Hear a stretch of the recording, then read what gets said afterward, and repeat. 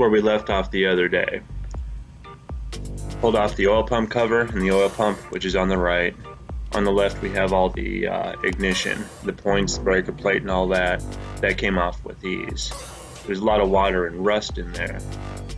Right here is the right side of the case and the clutch exposed. The bolts are a little bit stripped going into the clutch cover, but they're going to come out with ease. Finish looking at all the elements inside, the gears, the bearings, looking for any dirt, cracks, damage, wear, and assess what parts we might need to replace. We'll be also doing that with the clutch cover itself, making sure everything is good, clean, and intact.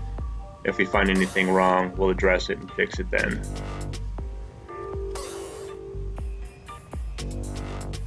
We're down this clutch. We found that the clutch packs with the steels and the frictions were pretty much a disaster. Everything else looked really good.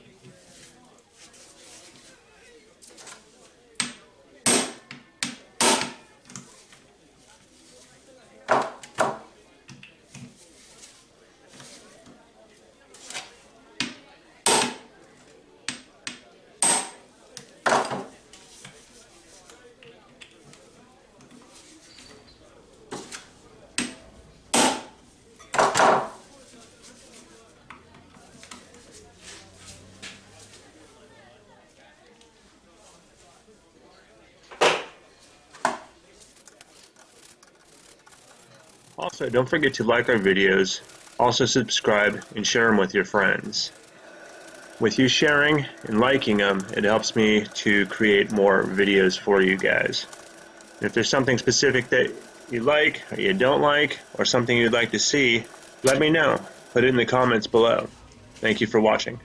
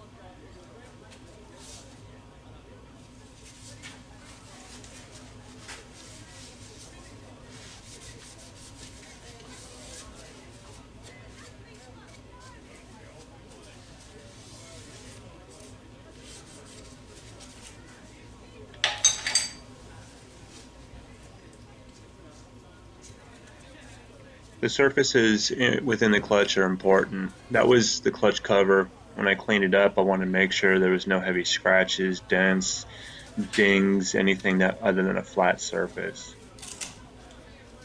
That crunching noise you'll hear, that noise, is not normal when you pull a clutch pack apart. There was some moisture that got in there at some point years ago, got in there, created a lot of rust and other contamination. On top of that, whatever fluid they had dried, and you'll see a really thick and shiny varnish coating on there. I was thinking for a minute trying to clean up the clutches, but at that point I'm going to end up probably having to tear them apart because all they're going to do is drag. When you pull them apart, in any kind of clutch or transmission, each part is usually free floating with just enough clearance to spin around freely, or engage when you need the full traction. This wasn't the case in this clutch. When I pulled these, I realized I was going to just throw away this clutch pack. They're not supposed to come apart in a large cluster like that. Those are going to the recycle bin. In the clutch basket, there's a couple roller bearings. Right now I'm testing to see how clean, how free they are, making sure there's no side play, there's no contamination or dirt. When you spin them, they should spin free, without effort, and should be glass smooth.